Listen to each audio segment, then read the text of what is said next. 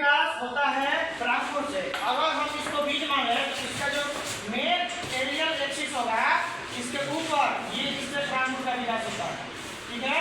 और किससे होता है? जड़ का विकास बताएंगे, ठीक है। अब देखते हैं हम इसका विकास कहाँ होता है। तो गुरुत्वाकर्षण बल की दिशा में नहीं होता है, ये गुरुत्वाकर्षण के विपरीत दिशा में होता है, इसलिए इसको -b लिखे हैं। तीसरा नंबर होता है कि इसका मतलब कि फैलाव कहाँ तक होता है। जब जहाँ पत्तियां होती हैं जिससे प्रकाश संश्लेषण की क्रिया होती है, क्लोरोफिल की मदद से प्रकाश संश्लेषण की क्रिया को उत्तरदायी बनाने का काम यही करता है। और इसी के ऊपर पत्तियां स्थित होती हैं। पेड़ की जो पत्तियां होती है वो कहाँ स्थित होती है? तो तने के ऊपर स्थित होती है। मुख्य विशेषता क्या होता है कि तने में होता है पर्व और संधि।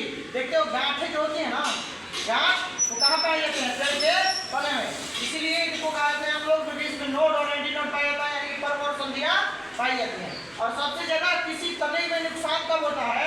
जब उसकी जो मुख्य छाले हैं, छाल जो होता है ना, चमड़ा, किसी व्यक्ति के से जल जाता है तो जलने के बाद मरने की संभावना ज्यादा होती है। क्योंकि शरीर को तने को भी सबसे ज्यादा नुकसान कब होता है? जब उसकी छाल छीला जाता है तब, ठीक है। अब नेक्स्ट नंबर 3 प्रकार का होता है।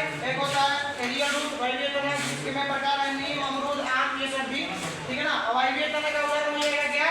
तो अवायवीय तना का उदाहरण हो जाएगा घास, ठीक है। घास को देखा सिलाई मशीन में कैसे कपड़ा ऊपर नीचे होता है, बिल्कुल घास वैसी आधा ऊपर आधा नीचे, इसलिए उसको अर्धवायवीय कहते हैं।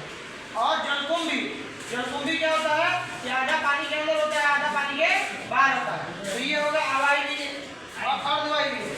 क्या होगा? अर्धवायवीय तना होता है, इसको सेमी एरियल कहते हैं। तीसरा नंबर होता है भूमिगत तना। भूमिगत तना कितने प्रकार के? तो 3 प्रकार के, कंद, प्रकंद और सलकंद। कंद कहते हैं कि बिल्कुल ठोस अवस्था में होता है, जैसे आलू और ओल। दिमाग में आ रहा है चित्र, तो चित्र सही समझ जाओ कि कंद जो होता है आलू ओल होता है। और प्रकंद जिसमें पर्व और संधियां पाई जाती हैं उसको कहते हैं कि जिसमें गिरह के जैसा पाया जाता है, तो वो होता है अदरक, हरी, हल्दी। और तीसरा नंबर होता है सलकंद, ठीक है, जिसमें प्याज और रस 90% इसका हिस्सा जल होता है। इस प्रकार से तना आपका हुआ समाप्त। अगले अध्याय में हम लोग पत्ती के बारे में पढ़ेंगे। इस वीडियो में मिलते हैं।